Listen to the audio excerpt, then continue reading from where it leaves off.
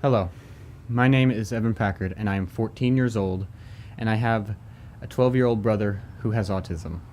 This video is to reach out to people who have siblings who have been diagnosed with autism ever since the day they were born. We want people to know that whoever is watching this video that have any autistic siblings or family members and has to live with them, we want to remind you that we know how you feel and how it is to have to cope with them and understand how they are, and when they get upset, we know what it's like.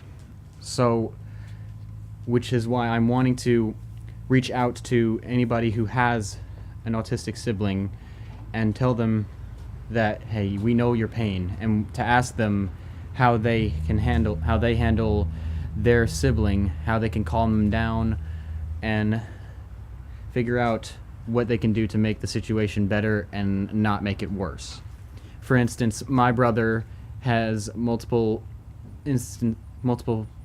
times when he is always just in a pretty bad mood, but we have ways to help him, to calm him down, and we also know signs of when he is in an angry mood, whenever he's in a mood where he needs help or he just wants to be left alone.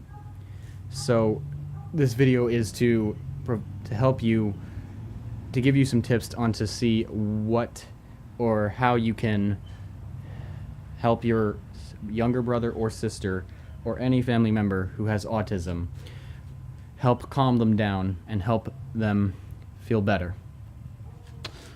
First off, you want to know the signs of when they're angry and what mood they're in.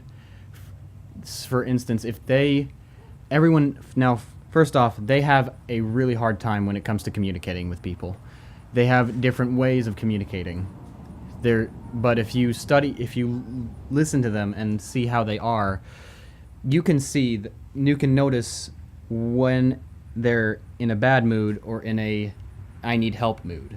For instance, my brother always just constantly says the same thing that I can tell which is when he's in an angry tone and just wants to be left alone or needs help. So remember to always pay attention to what they're saying and what they need and what they're desiring.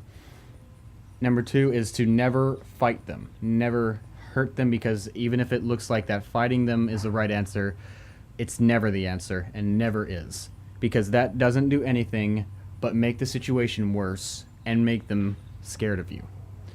Because if, for instance, you do not want your sibling to be scared of you, that's the last thing you would want. Now, the way you would handle it is, if they're wanting to be left alone, leave them alone, let them be there, and let them stay there for a few moments and come back, and if they're calmed down, talk to them, see if you can try to help them. Next thing, cope with them. Like, reassure them that it's going to be all right, and try to defuse the situation, defuse and put out the fire. They've started a fire and you have to help, and if they need your help, you have to help put the fire out. They will constantly ask you, because if you're the one who's always helped them, they'll always look up to you. They'll always look up to you to help them and guide them to down the right path. So if they're asking you for help with something, help them in any way they can. And if you can't, try to find the best answer to help defuse the situation.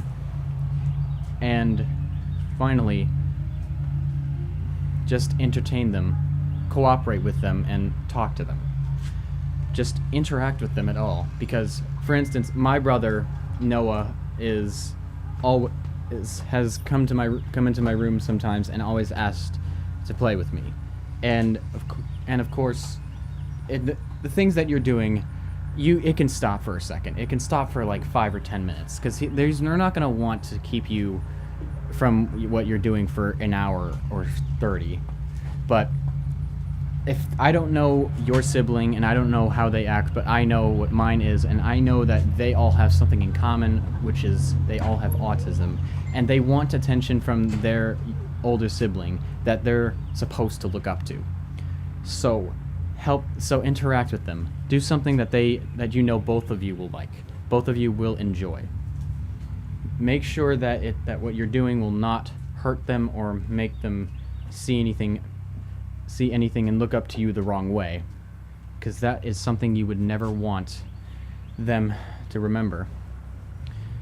Remember that just because they are in a bad mood, they love you with all their heart, and you got to show that to them.